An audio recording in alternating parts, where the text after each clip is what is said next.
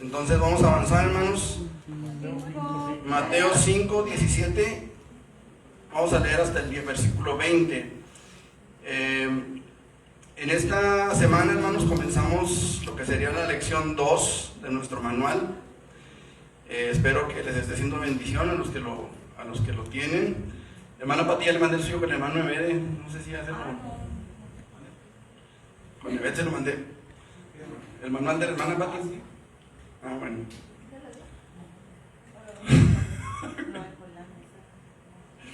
Bueno, ya lo tienen ahí en su poder, ¿verdad? Espero que les sea de bendición. En la parte final de cada lección, como ya se dieron cuenta, viene un cuestionario. Ese cuestionario, si gustan, lo pueden contestar verbalmente o lo pueden contestar escrito. La idea de que ustedes contesten ese cuestionario, hermanos, es que les sirva de repaso en cuanto a lo que ya vimos. Lo pueden ir contestando conforme vamos avanzando en la clase, o lo pueden contestar al final de la lección para que de verdad repasen lo que sería la lección, ¿verdad? Para que no olviden lo que ya se vio. Ok, esta lección abarca, hermanos, bueno, la lección pasada es cómo es el cristiano, y vimos que el cristiano es bienaventurado.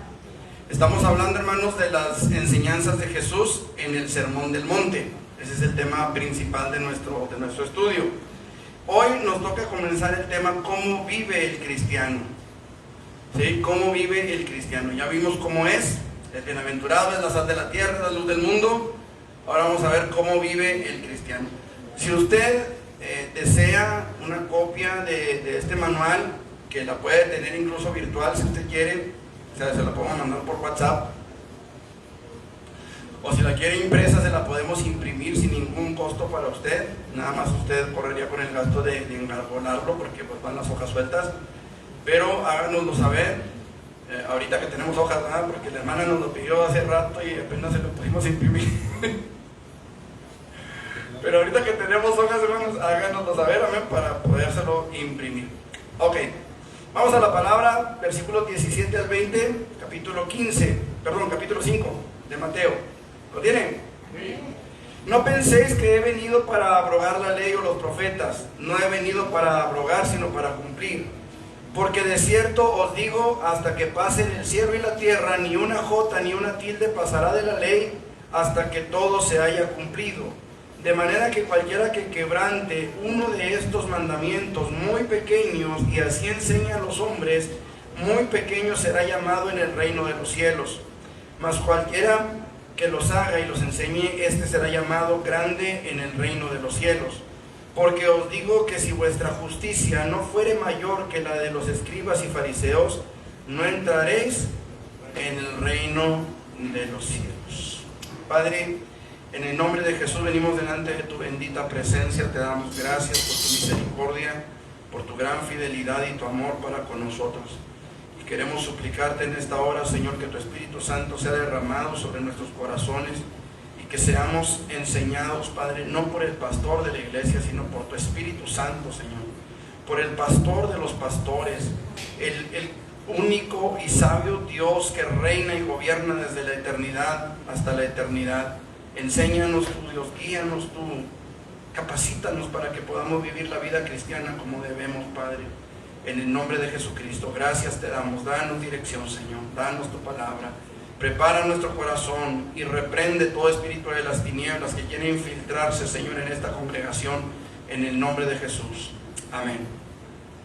Amén. ¿Pueden sentarse, mis hermanos? Damos gloria a Dios por su misericordia. Amén. Gloria a Dios. ¿Cómo vive el cristiano, hermanos? Hoy vamos a hablar un poquito acerca del tema Jesús y la ley. Dios, hermanos, escogió a los judíos para que ellos fueran su pueblo. Unos 2000 años antes de Cristo, Abraham, un hombre de fe, fue llamado a ser patriarca de los judíos. Él, como lo hemos explicado en otras ocasiones, Abraham no era judío. Abraham no era israelita. Abraham era hebreo. ¿Por qué no era judío, hermanos? Porque todavía no se Pues de ahí salió de Abraham, pero todavía no eran nombrados como una nación, podría decir, ¿no? Ok. Los judíos, ahí está la clave, los judíos fueron después de Jacob. Por eso no son judíos por Jacob, aguas. Ya te iba a decir que sí. No son judíos por Jacob, son judíos por Judá.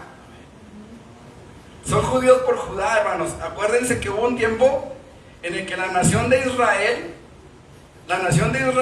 se divide en dos. El reino del norte fue llamado ¿cómo? Israel. ¿Cómo fue llamado el pueblo del sur? Judá. De ahí el término judíos. ¿Por qué? Porque los del reino del norte fueron dispersados, hermanos. Se dispersaron como nación, fueron a una diáspora, algunos procrearon hijos en la dispersión, ¿verdad? En la diáspora. Pero la nación la nación del sur siguió siendo Judá todavía como por 100 o 150 años, me parece, 120, 150 años más. Todavía Judá persistió como nación, prosperó como nación, hasta que por su pecado Dios terminó por entregarlos también en manos de los babilonios. ¿Sí?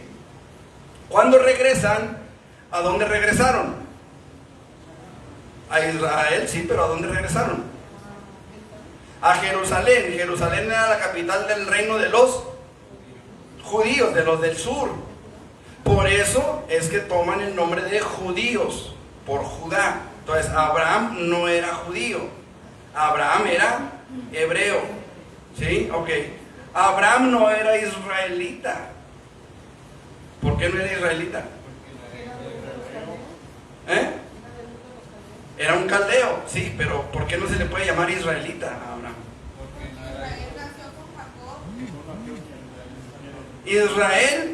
Israel nació a raíz de Jacob.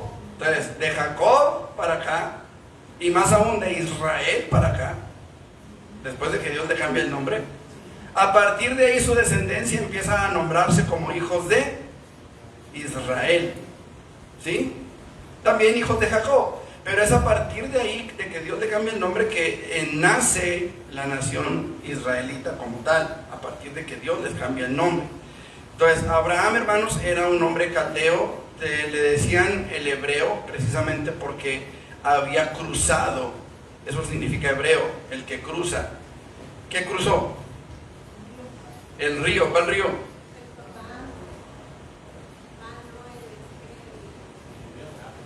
El Éufrates. El Éufrates. Por eso le llamaron a Abraham el hebreo, porque había cruzado el río Éufrates. ¿Sí? Ok. Pues 2000 años antes de Cristo, hermanos, este hombre es llamado por Dios precisamente para formar de él una nación. Es traído de su tierra a una tierra que él no conocía, a una tierra que pertenecía a alguien más. ¿Se acuerdan? Él tuvo que comprar una cueva, si nomás no me acuerdo, en Macpela, para sepultar a su mujer. Y él, al hacer esa compra de esa tierra de Macpela, si mal no recuerdo, en el encinar de Mamre, al hacer esa compra, él estaba sentando las bases para lo que sería la herencia de sus hijos. Estaba sentando las bases legales para lo que sería la herencia de sus hijos, cuando él hace esa compra. ¿Sí? Ahora Dios le dice a Abraham: a tu descendencia después de ti daré la tierra. Fíjense que no se la está ofreciendo a él. ¿Se la está ofreciendo a quién? A su descendencia después de él. ¿Sí? Por eso me llama la atención, hermanos, cuando Abraham le dice: no me has dado prole.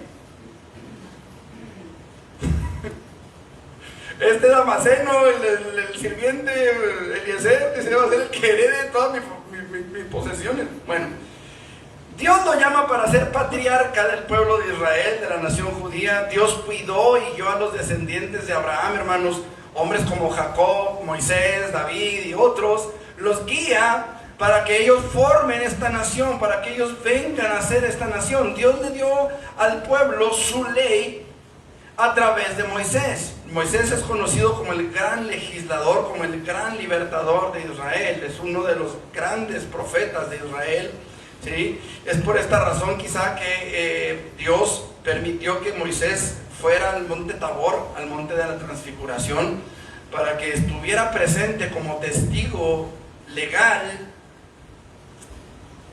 escuche, estamos entendiendo Moisés era el gran legislador, el que dio la ley. Entonces podemos hablar de un testigo legal al momento de que Dios dice, este es mi hijo amado. Pero también tenemos a un testigo escritural, a un testigo profético, por llamarlo de alguna manera, un testigo que venía en calidad de espiritual, aunque los dos llegaron ahí, ¿verdad? Eran Moisés y Elías. Uno legal, el otro más tirándole a lo espiritual. Estamos más tirándole a lo divino, que no estoy diciendo que Elías fuera Dios, ni mucho menos, ¿verdad? El caso es, hermanos, que Dios usa a estos hombres, Dios usa a David, Dios usa a Jeremías, Dios usa a Nehemías, Dios usa a otros, ¿verdad? A otros grandes hombres de Dios, para que su pueblo floreciera, para que su pueblo tuviera historia, para que su pueblo todavía, a los días de hoy, hermanos, todavía exista. De muchas naciones que desaparecieron, hermanos, en la historia, el pueblo de Israel todavía sigue contando sus días. Amén. Dios le dio al pueblo esta ley entonces a través de Moisés, pero aun cuando los judíos intentaron cumplir con esa ley, no pudieron hacerlo. Además, algunos de ellos, un grupo llamado los fariseos, que significa separatistas, los que no lo sabían, muchos traducen el título fariseo como alguien que es legalista, como alguien que quiere que las cosas se hagan pie puntillas conforme a la ley, ¿verdad? No significa eso. Fariseo significa alguien que se separa, un separatista, un apartado, ¿sí? Ok. Aparte de la ley de Dios, de los 613 mandamientos de Dios, porque son 613, no son 10, a partir de además de los 613 mandamientos de Dios, los fariseos habían establecido sus propias leyes y las habían agregado. Obviamente esto era verbalmente, ¿sí? Tradicionalmente, no estaba escrito, pero tradicionalmente ellos agregaron a la ley de Dios ciertas reglas que originalmente no estaban en el plan de Dios o en la ley de Dios, y que hacían todavía más difícil, hermanos, el cumplimiento de la ley. La Biblia dice en algún pasaje, ¿verdad?, que si 7 veces no se lavan las manos no comían pan. Imagínense, si a veces va con los hijos, ya te lavaste las manos antes de comer, ¿verdad? Y ahí van los lepes corriendo, ya están en la mesa y ahí van corriendo a lavarse las manos. ¡Una vez! Imagínense 7. Los filisteos salieron de Patrusí y Casluhit, de los descendientes de Hud. ¿Quiénes? De los descendientes de Cam. De los descendientes de Cam salieron Patrusí y Casluhit, y de ahí salieron los filisteos. Ah, pero ¿qué dijo usted, fariseo? Sí, me quedé pensando que... Confundir fariseos con filisteos, perdón. Ahora, aquí hay algo interesante también, ya que metió a los filisteos en la clase. Ahí les voy a una capsulita. ¿De dónde viene la palabra filisteo? De Pilistim. ¿Qué significa Pilistim o Filistim? Significa invasor. Cuando la Biblia nos habla de que tenían guerra con los filisteos, está hablando, hermanos, de que tenían guerra con los invasores. Los invasores venían algunos de Grecia, otros venían de Asia Menor, otros venían, y todos eran considerados filisteos. Realmente la tierra de Filistea como tal no existía, por ejemplo, Palestina no existía como tierra o como nación. La palabra Palestina viene de Pilistim, filisteo viene de Filistim, entonces vienen de la misma raíz, que significa invasores, ¿sí? Cuando nosotros leemos en la Biblia que tenían guerra contra los filisteos, fueron diferentes grupos de diferentes nacionalidades que se unieron. De hecho, había diferentes reyes filisteos, ¿sí?, que hacían guerra contra Israel. pero se les llamaba filisteos porque, o en la Biblia se les llama filisteos porque la palabra que usa ahí en el hebreo es filistim o filistim. ¿Sale? Una capsulita y nomás va para, ya que entraron aquí los filisteos a la clase. Y como habló de dónde venían, ¿verdad? Esas dos personas que vienen ahí, esos dos nombres que vienen ahí, forman naciones y de esas naciones empiezan a llegar. Ok, volvemos a la clase, al tema. Ellos agregaron reglas que originalmente no estaban incluidas, los fariseos, ¿sí? Que originalmente no estaban incluidas en la ley de Dios, y esto hacía que el cumplimiento de la ley fuera todavía más difícil. Si vamos a Hechos 15:10, ¿qué es lo que la Biblia nos dice? Hablando del apóstol Pedro. Estamos en el concilio de Jerusalén. Se estaba hablando de que si era necesario que los gentiles judaizáramos, es decir, que nos circuncidáramos, que no hiciéramos ciertas cosas, que hiciéramos otras. ¿Qué dice la Biblia? Ahora pues, ¿por qué tentáis a Dios poniendo sobre la cerviz de los discípulos un yugo que ni nuestros padres ni nosotros hemos podido llevar? Entonces, la ley de Dios, los 613 mandamientos, déjenme decirle que había leyes hasta para los burros, hermanos. Y no estoy hablando de nosotros, estoy hablando de burros de veras. Para la restitución de los burros, había leyes para eso, hermanos.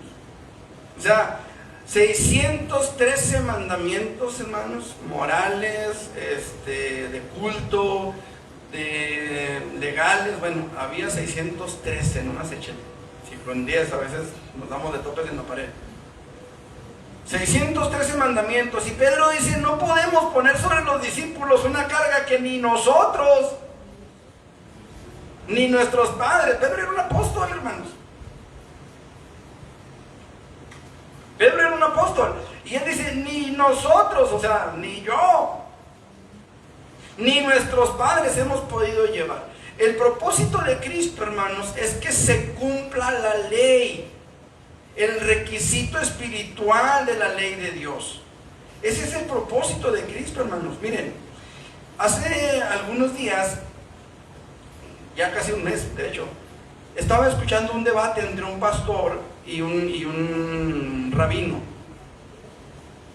Y el rabino decía que Jesús no podía ser el Hijo de Dios, que Jesús no podía ser el Mesías, porque Él murió en la cruz del Calvario juzgado como un maldito, como un traidor al Imperio Romano y como un delincuente ante el pueblo de Israel. Y Él decía, Él no puede ser el Mesías, dice, porque murió. Y el Mesías no va a venir a morir por los pecados de otros, porque Dios no acepta sacrificios humanos, decía Él. El asunto, hermanos, es que Cristo vino a hacer el cumplimiento de la ley de Dios para nosotros, y la ley de Dios para el hombre. Dice, no, el alma que pecare. Nosotros no podíamos, como se acostumbra en todos los países, un criminal que es arrestado va ¿a dónde? A la cárcel. ¿Por cuánto tiempo? Por el tiempo que dictaminen los jueces que necesita. En el caso de la cadena perpetua, ese hombre jamás, si cumple su condena, jamás va a poder volver a ver la libertad. Una persona que es sentenciada a muerte, por ejemplo en Texas, que es sentenciada a muerte y cumple su condena, jamás va a poder volver a ver la vida. El día siguiente no lo va a volver a ver cuando cumpla su condena. Dicen que había unos hombres, ¿verdad? Eran dos mexicanos y un gallego, y los tres estaban sentenciados, ¿verdad?, a la muerte. Y pasó primero un mexicano, y dijo, no, pues yo, a mí no me gusta ni la horca, ni la silla eléctrica. No, dijo, pues la inyección letal. Y ahora la inyección letal, se murió.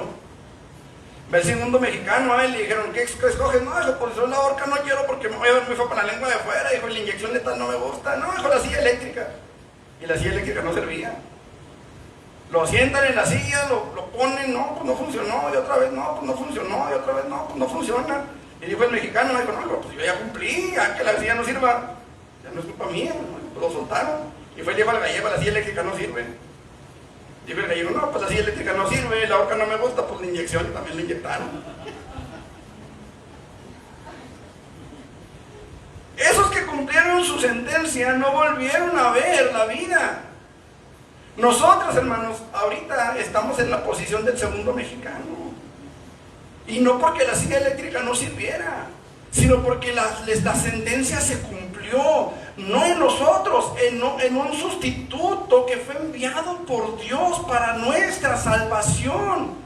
Nosotros, hermanos, cumplimos con la ley de Dios al venir a los pies de Jesucristo y vivir una vida conforme a su palabra.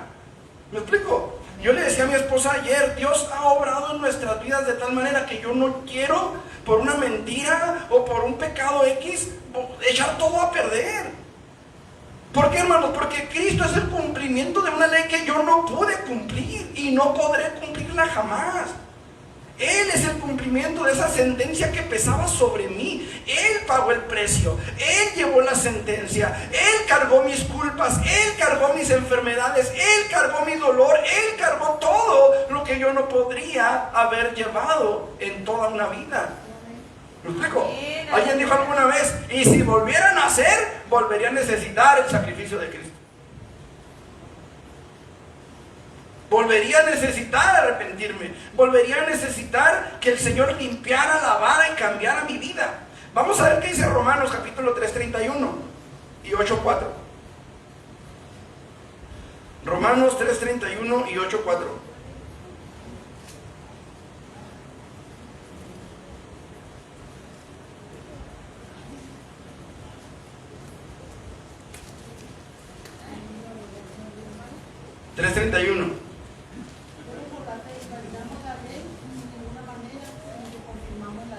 Luego por la fe invalidamos la ley en ninguna manera, sino que confirmamos la ley. ¿Por qué? Porque la paga del pecado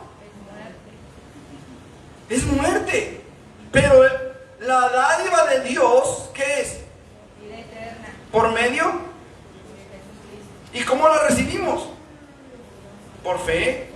Entonces, luego, por la fe, invalidamos la ley en ninguna manera, al contrario, estamos aceptando, estamos creyendo que la paga del pecado es muerte. O sea, por la fe estamos confirmando la ley. ¿Me explico? Por la fe entendemos, hermanos, que la paga del pecado es muerte. Por la fe entendemos que tarde o temprano el ser humano tendrá que presentarse delante de Dios, para bien o para mal. Por la fe lo entendemos, por la fe lo creemos, por la fe lo recibimos. ¿Estamos? Ahora, esa misma fe que nos hace ver que por nuestros pecados estamos sentenciados y condenados, esa misma fe es la que nos lleva al arrepentimiento.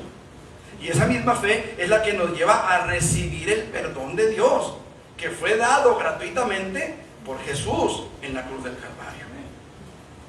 ¿Estamos hasta aquí? 8:4, ¿qué dice?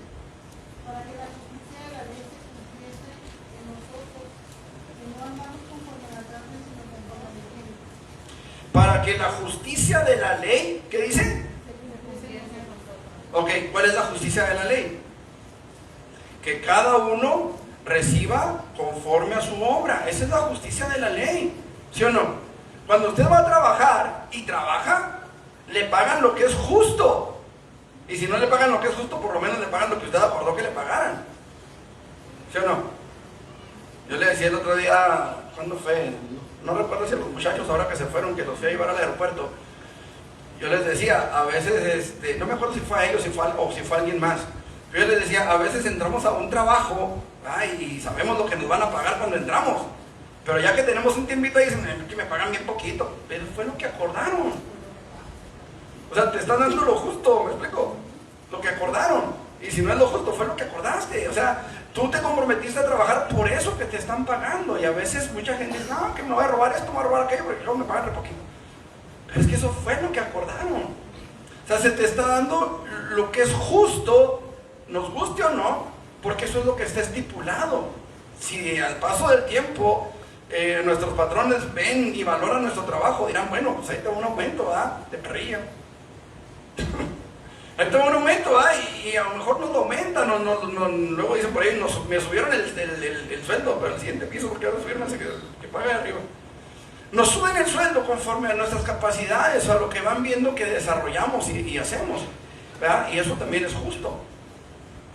Pero el punto aquí, hermanos, es que nosotros sabemos que por la ley nadie puede ser justificado porque todos hemos pecado. O sea, sabemos, hermanos, que la ley se va a cumplir. La muerte de toda la gente que a nuestro alrededor, sea que muera de causas naturales o sea que muera de causas externas, sabemos que es parte del precio que se tiene que pagar por nuestros pecados. Es la justicia de la ley. ¿Estamos? Una persona que va a la cárcel por sus delitos es la justicia de la ley. ¿Estamos? Entonces, dice la palabra del Señor, ¿qué les dije? 8:4. Para que la justicia de la ley se cumpliese en nosotros. ¿En quién? Nosotros. ¿Por qué en nosotros? ¿Por qué en nosotros?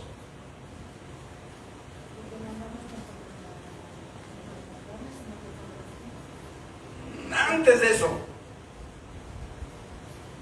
¿por qué en nosotros? Porque fíjese cómo dice, para que se cumpliese en nosotros, que no andamos conforme a la carne, sino conforme al Espíritu. Ok, pero ¿por qué en nosotros? Nosotros ahora andamos conforme al Espíritu, antes no. Andamos conforme al Espíritu ahora que la ley se cumplió en nosotros. Antes no. La ley se cumplió en nosotros, hermanos, porque nosotros somos o fuimos pecadores. Somos los que teníamos la deuda con Dios. Por eso la justicia se cumple en nosotros, por la muerte de Cristo. No sé si me estoy explicando. Dice porque lo que era imposible para la ley,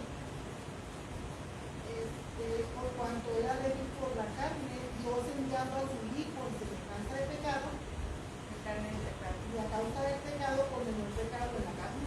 Ajá.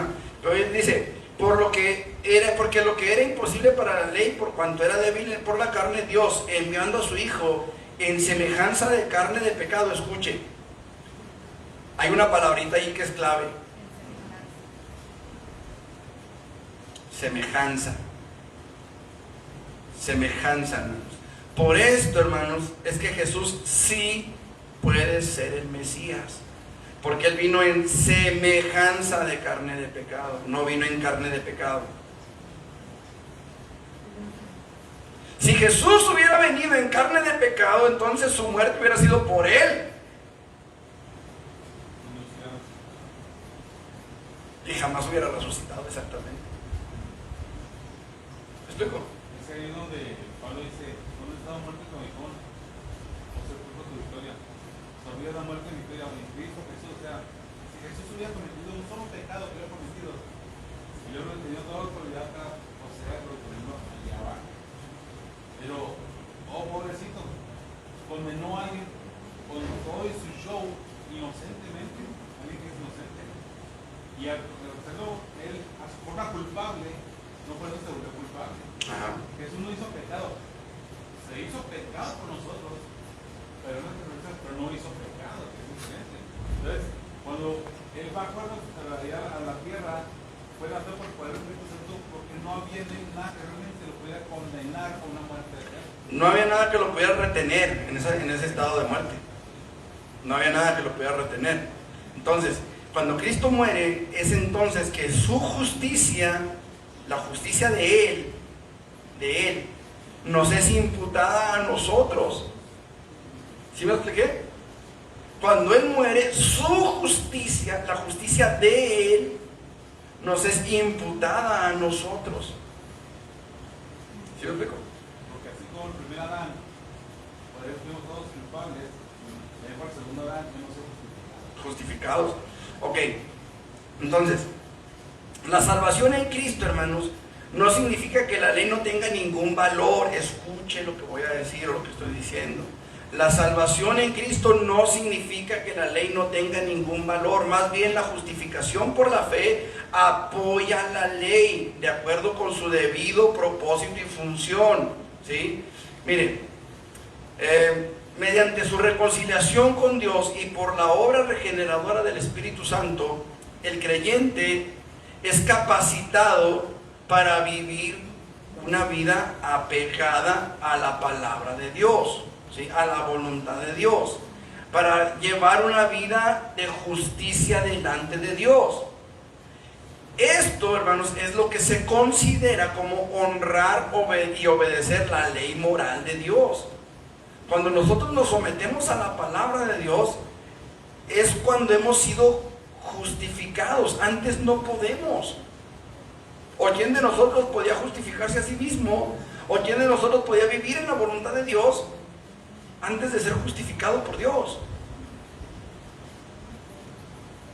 Nadie.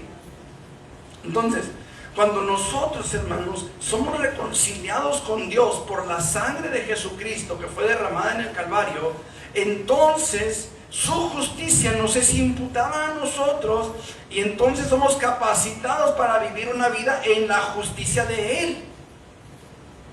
Es el Espíritu Santo el que nos capacita, el que trata con nosotros, el que nos dice, oye, mentiste, tienes que arrepentirte y confesar tu mentira. Es el que nos dice, oye, adulteraste, tienes que arrepentirte y tienes que arreglar las cosas y tienes que vivir en santidad. Es el Espíritu Santo, hermanos, cuando hemos sido justificados, que redarguye nuestro corazón y nos lleva al arrepentimiento, hermanos. Miren, yo se los he dicho, hay una diferencia entre la acusación del diablo y el redarguir del Espíritu Santo. Son dos cosas que pudieran parecer lo mismo, pero que no es lo mismo, hermanos. Miren, ¿cómo diferenciamos? Ya se los hemos explicado alguna vez. ¿Cuál es la diferencia entre la acusación del diablo y el redarguir del Espíritu Santo? ¿En qué se diferencian?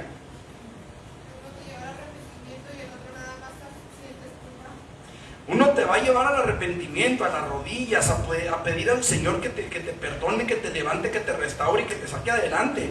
El otro va a hacer que te vayas a querer esconder detrás de los árboles. Bueno, es que la ley es como un espejo. Sí. Que te dice, estás despeinado, no te puede peinar. Ajá. Te dice tu problema, estás así, y eres así, y te vas a estar con el dedo, esa es la ley. Ajá. La ley condena es para condenar, ¿sabes? Como dice la Biblia, es para los peores, es para condenar. Pero la gracia que se te Ajá. Sí. Ahora, es importante las dos partes del rompecabezas, hermanos. Tanto el espejo que te hace ver cómo estás, ¿sí?, como el peine o el cepillo que te va a arreglar. Ahora, nosotros necesitamos, miren, si yo por ejemplo, no sé, le dijera al hermano Daniel, oye hermano, ¿cómo viene greñudo? Pues yo soy la ley, le estoy diciendo. Ahora, si el hermano me dice, sí, pero me siento bien, la ley no le va a servir de nada, no lo va a justificar, no lo va a arreglar, como dice Ebe, a menos de que él tome la decisión de usar ese cepillo que está ahí a su alcance. Ese cepillo lo va a corregir, lo va a guiar, lo va a ayudar, lo va a transformar en una persona totalmente peinada. El Espíritu Santo ¿Sí me explicó? le va a proveer el cepillo, el peine, que es la palabra, para glorificarse. Pero tiene que usarla. Tiene que tomar la decisión. Ok. Entonces, así, hermanos, no entran en conflicto la ley de Dios y la gracia de Dios en el guardar la ley de Dios. No sé si me expliqué. No entran en conflicto, ¿por qué? Vamos a suponer que de repente el pastor dice, tengo hambre, voy a comerme unos camarones, ahora que traigo hambre. No traigo dinero, pero hambre traigo mucha. Y se va el pastor a comerse unos camarones, ¿verdad? Y de repente, caray, pues no traigo nada para pagar, ya está dije, después de que me comí los camarones, ¿verdad? Y no traigo dinero, y de repente pasa a ver por ahí, ¿verdad? Y ve que ya está hasta la policía y el ejército, la Guardia Nacional, para que no pague los camarones. Y él dice, no, yo traigo, no se los picho. En ese momento la justicia de él me es imputada a mí. La policía, el ejército, la Guardia Nacional ya no tienen por qué llevarme, porque ya la deuda fue pagada por otro, pero fue pagada. La deuda de él, mi deuda, mi culpa, mi injusticia es totalmente cubierta por la justicia de él. Jesús derramó su sangre, él pues, pagó los camarones. Es lo que hizo Jesús, pagar nuestros pecados y darnos justificación a través de su sangre. Ajá, ahora, ¿se violó la ley? ¿Fue burlada la ley?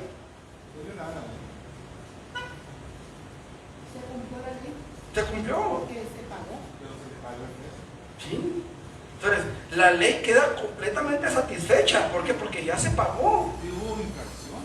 Ah, bueno, por supuesto que hubo infracción, pero no fue burlada. Hubo infracción de la ley, pero la ley no se burló.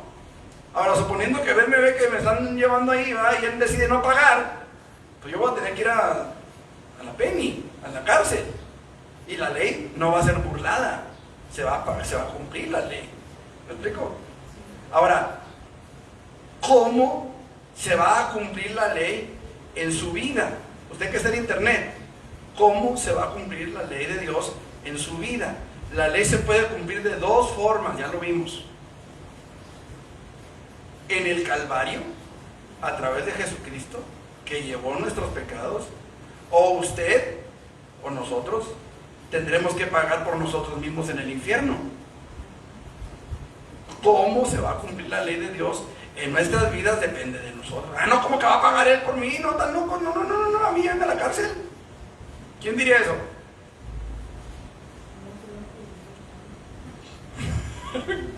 ¿Quién de nosotros, hermano, sería capaz de hacer eso? No voy a decir de lo que más está lleno en la cárcel es de chivos expiatorios. ¿Tampoco no? Vaya a preguntar a todo el mundo, no, yo soy inocente. Todo el mundo, hasta el más culpable de ellos sabe que es inocente. Hasta César Barte es inocente. ¿Tampoco no? Ya se está demandando a Corral. Entonces, el asunto es, hermanos, ese. Todos queremos a alguien. ¿Por qué creen que se inventaron los superhéroes? El Superman y el Batman y la Mujer Maravilla y cuánta cosa que sale. El Superapóstol, el Apostolín Colorado. ¿De dónde salen todos esos, hermano? ¿Por qué? Porque en el corazón del hombre siempre está la necesidad, aunque no lo reconozcan, de ser salvado, de ser librados de la justicia de Dios. Por eso todo el mundo quiere salvar el mundo. Por eso el otro día estaba aquí, no me acuerdo qué, vamos a cancelar el Apocalipsis. Como si se pudiera cancelar el Apocalipsis en una película, ¿no? Una caricatura. Bueno, eso. Vamos a cancelar el Apocalipsis y que no sé qué, como si tuvieran tanto poder como para algo así. El asunto es, hermanos, que todo el mundo quiere a un Salvador, aunque no quieran reconocer que lo necesitan. Pero el asunto es este, hermano. La ley de Dios no puede ni podrá jamás ser burlada por nadie. Nadie jamás lo ha podido hacer y nadie jamás va a poder hacerlo. Jamás, hermanos. Jamás. En cierta ocasión, tuve que, allá en Uruachi, de repente se oye mal que lo diga, pero bueno, había una disciplina sobre una hermana puesta por la pastora anterior a mí y no se estaba llevando a cabo. Entonces, pues tuve que hablar con la hermana, le dije, hermana, por favor, mire, cuando se trate de que las damas pasen al frente, por favor, usted no pase, usted está en disciplina, usted tiene que estar sentada, no debe de faltar a los cultos, etcétera, ¿va? Lo que es una disciplina. Pues el siguiente domingo, antes de eso, hablé con las hermanas de la congregación y yo les dije, hermana, miren, la hermana está en disciplina, por amor a ella, hermanas, por favor no le inviten a pasar al frente para que no se sienta mal, etcétera, ¿va? O sea, hablando con ella. Yo soy una persona, hermano, que cuando una persona es disciplinada, no me gusta que la iglesia le haga el feo. Al contrario, pues si somos hermanos tenemos que restaurarle. De hecho, parte de eso se trata el mensaje de hoy. Pero el asunto, hermanos amados, es importante que los apoyemos de esa manera también. Bueno, primer domingo después de esa plática, hermanos, ¿y qué creen que pasó? Le invitaron a cantar y cantó. Bueno, hizo la lucha. Después del culto, porque obviamente no le iba a avergonzar más, pero después del culto le pedí a todas las damas que se quedaran. Hermanas, usted sabía que la hermana está en disciplina, ¿por qué la invitó a cantar? Ay, hermano, pues que se me hizo tan triste, tan feo verla ahí. No sé qué. Le dije, mire, hermana, le dije, usted sabe que esa disciplina no se la puse yo, se la puso la pastora anterior, y la pastora anterior es su hija. O sea, la hija de la hermana que estaba en disciplina era la pastora. Y ella la puso en disciplina, no yo. Le dije, y la hermana tiene que cumplir esa disciplina o jamás va a ser restaurada. Bueno, total, empezamos ahí a hablar y Dios me trajo esa cita que dice, pero a los adúlteros y fornicarios los juzgará Dios. Y me dice una hermana, me dice, ay, pues nos vamos con los testigos de Jehová. Le dije, mire, le dije, usted se puede ir con quien usted quiera. Es más, le dije, allá abajo hay una iglesia donde está llena de monos, le dije, ahí no le van a decir nada. Si quieren irse ahí, váyanse, les dije, váyanse con los testigos de Jehová como quieran, les dije. Pero este pasaje de la palabra las va a seguir, les dije, a donde se vayan. Y allá cuando estén en el infierno se van a acordar que yo les dije que darían cuentas. Le dije, tanto la hermana como ustedes que la están solapando.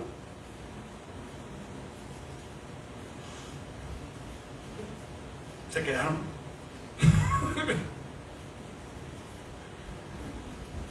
Porque la ley de Dios no puede ser burlada, hermanos. Nosotros podemos arrancarle la pasta, si usted quiere, las páginas completas, todos los versículos que hablan de los pecados que a nosotros nos incomodan, como la Biblia inclusiva, o incluyente, no sé cómo se llama. Una de pastas rojas, ¿verdad?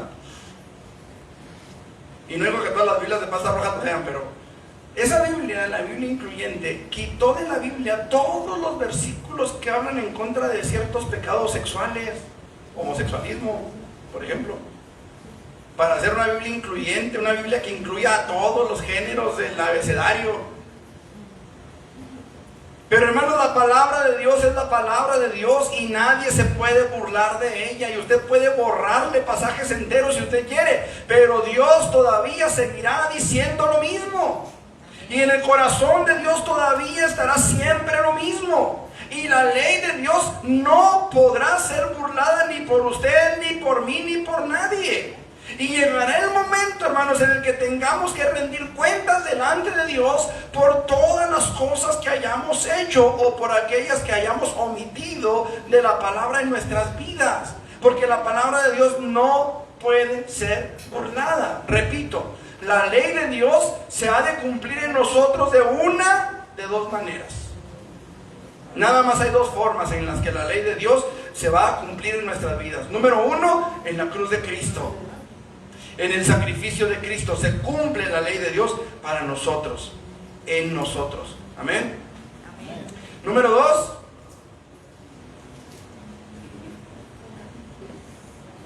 a fuego lento por toda la eternidad. ¿Y qué digo fuego lento, hermanos? No es fuego lento. Es a todo vapor y por toda la eternidad, hermanos. Así que de nosotros depende, hermanos, cómo esperamos o cómo queremos que la ley de Dios se cumpla. Pero de que se va a cumplir, se va a cumplir. De mí depende dejar que Belcom pague los camarones, si quieres ahorita a mediodía. De mí depende dejar que él pague o tener que pagar yo como pueda, lavando platos, trapeando, barriendo, planchando, qué sé yo. ¿Sí me expliqué? Ok. Entonces, cuando Jesús muere en la cruz del Calvario, la gracia viene sobre nuestras vidas y la justicia del crucificado viene sobre nosotros, es imputada a nosotros. No es que sea nuestra, es que nos la echaron encima. ¿Me expliqué? No es que sea mía, es que me fue otorgada. Pero por esa justicia yo tengo el camino libre para entrar a la presencia de mi Dios, porque soy considerado justo delante de Dios. Es como si el juez, aún teniendo todas las pruebas en su mano en contra mía que me acusan y que me hacen ver culpable, me dice, eres inocente, no hay causa contra ti. Te puede decir, ¿por qué? Porque él ya pagó, porque tu multa ya fue pagada. Entonces tú te puedes decir, aunque eres culpable. Pero hay muchos que toman la gracia como libertinaje, por ejemplo, esos que se dicen salvos para siempre salvos, pensando que la salvación nunca se pierde. Ajá. Sí, ahí es donde tiene que haber el equilibrio. Ahí es donde La tenemos palabra que entender. dice, cuidad vuestra salvación con temor y temblor. Y temblor, ajá. El asunto aquí es este, hermanos. Nosotros tenemos que entender bien claro. La Biblia dice en 1 de Juan 3:3, si todo aquel que tiene esta esperanza en Él, se purifica a sí mismo así como Él es puro. ¿Dónde queda el libertinaje? ¿O dónde queda ahí, hermanos, la libertad para hacer de la gracia libertinaje?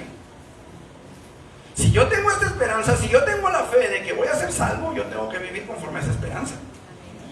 Ahí queda excluido el libertinaje. ¿Me explicó? Para todos aquellos que dicen, no, es que la salvación no se pierde, aguas. Aguas, porque es cierto, miren, es cierto a medias. El diablo siempre va a manejar verdades a medias. Y una cosa es cierta, la salvación nunca se va a perder, siempre va a estar en Cristo. El que se pierde es el mono que la trae. Descuídela. Y triste es su calavera. ¿Sí o no? ¿Qué dijo Jesús? No todo el que me dice Señor, Señor entrará en el reino de los cielos. Ya hemos hablado, hermanos, ya hemos explicado la razón por la que Jesús utiliza esta palabra 2 veces, Señor, Señor. Está hablando ahí, hermanos, de una comunión, de una cercanía. Está hablando, hermanos, cuando una persona le hablaba a otra 2 veces por su nombre, está hablando de que le tenía muchísima confianza como para estar cerca de él. Dios le dijo, Moisés, Moisés, porque tenía esa confianza de acercarse a él, de parte de Dios hacia Moisés. A Samuel, Samuel, Samuel, 3 veces. Porque les tenía Dios esa confianza, Dios se sentía cercano a ellos. Ahora aquí la gente es la que se siente cercana al Señor, puesto que le dicen Señor, Señor. Ellos se sienten cercanos, ellos se sienten uña y mugre, ¿va? Con el Señor. Elí. Pero Jesús dice, muchos me dirán en aquel día, Señor, Señor. O sea, van a sentir que tienen la confianza, van a sentirse cerca, van a sentir que tienen esa comunión inquebrantable conmigo. Y entonces les voy a decir, pues si nunca los conocí. Entonces, qué importante es esto. La ley de Dios no puede ser quebrantada sin un castigo. El castigo fue llevado por Jesús. Por eso la ley de Dios y la gracia no tienen complicación. ¿Por qué? Porque la gracia vino a nosotros después de la cruz. ¿Estamos? Pues yo quería avanzarle más, hermanos, pero ya no se pudo. Vamos a prepararnos para nuestro culto, vamos a ponernos de pie, vamos a orar.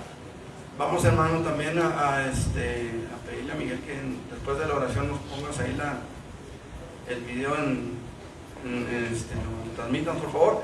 Y vamos a también, hermanos, bueno, pues ya prepararnos para el culto, para no perder más tiempo. Vamos a orar. Eterno Dios y buen Padre, en el nombre de Jesús venimos delante de tu presencia. Te damos gracias por tu palabra, gracias porque has hablado a nuestras vidas. Gracias, Señor, porque seguimos creciendo en ti, conocimiento de tu gracia, Padre. En el nombre de Jesús queremos pedirte bendigas nuestras vidas y bendigas el culto que estamos por comenzar con tu presencia. En el nombre de Jesús, Señor, te damos gracias. Amén. Amén. Dios les bendiga, hermanos. Voy a dejar lugar a nuestro hermano